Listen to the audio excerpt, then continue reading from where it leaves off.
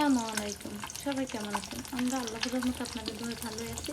আজকে সকাল সকাল চলে আসলাম, এই যে নাস্তা খাবো, নাস্তা রেডি করতেছি। নাস্তা খেয়ে তারপর সারাদিনের কাজ নিয়ে আসবো আপনাদের সামনে। সাথে যে এখানে এক চুলায় ভাত বসিয়ে দিয়েছি, আর এক চুলায় ডাল দিব। এখন ভাত ডাল রান্না শেষ হয়ে গেলে তারপর তরকারি বসাবো। এখান দিয়ে চা বসিয়ে দিলাম, চা খাবো সকালবেলা উঠে। আমার চা বানানো শেষ, এখন চা খাবো, নাস্তা খাবো। চলে আসলাম আজকে দুপুরের রান্নার আয়োজনে। এখানে বেলে মাছ নিয়েছি, বেলে মাছগুলো একটু বড় সাইজেরই। আর এখানে মিক্স সবজি, সব ধরনের সবজি দিয়ে মিক্স একটা সবজি হবে। এখানে সিম দিয়ে, তেলাপিয়া মাছ দিয়ে একটা ভর্তা হবে। যে এখানে কিছু ডাল ধুয়ে নিয়েছি, এই ডাল দিয়ে কি রান্না হবে জানেন? জামাই মূলা সিজনে তো আইলা না, মূলা, এই মূলা দিয়ে ডাল রান্না হবে আজকে। চলে আসলাম, এখানে সিম আলু সিদ্ধ করে নিতেছি ভর্তার জন্য। তেলাপিয়া মাছ দিয়ে একটা ভর্তা হবে। আর এখানে মূলা রান্নার জন্য বুট সিদ্ধ করতেছি, বুটে মশলা দিয়ে দিব। এগুলোতে হালকা মশলা দিব, পরে আপনার বাগার দিয়ে দিব। 1 চা চামচ লবণ দিলাম, 1 চা চামচ মরিচের গুঁড়া দিলাম, 1 চা চামচ হলুদের গুঁড়া দিলাম, সামান্য পরিমাণ আদা রসুন দিয়ে চলে আসলাম। আবার এখানে সবজিটা বসিয়ে দিলাম, মিক্স সবজি। আর এখানে সেই মূলা, জামাই মূলা সিজনে তো আইলা না, রান্না হইতেছে। এ ফাঁকে আমি আবার অনেক কাজ করে এসেছি, বাচ্চাদেরকে গোসল করাইছি, খাওয়াইছি।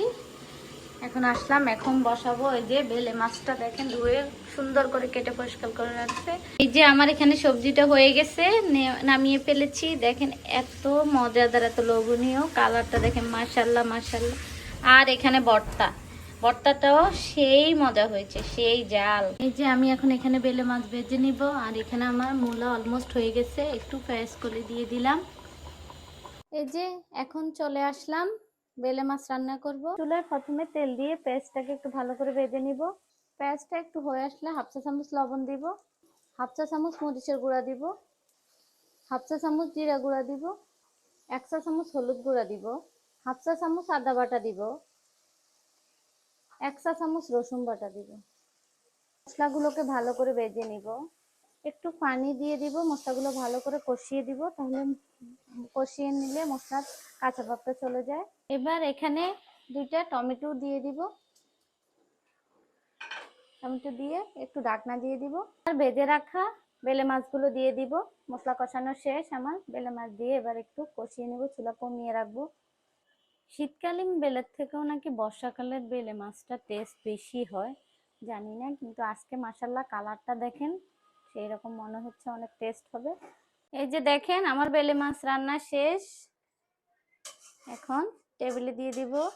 বাচ্চাদের জন্য একটা মুরগি রান্না করে নিয়েছি তাড়াতাড়ি করে, বাচ্চারা খাবে সেজন্য। বাচ্চারা আবার মাছ খেতে চায় না, এই কারণেই।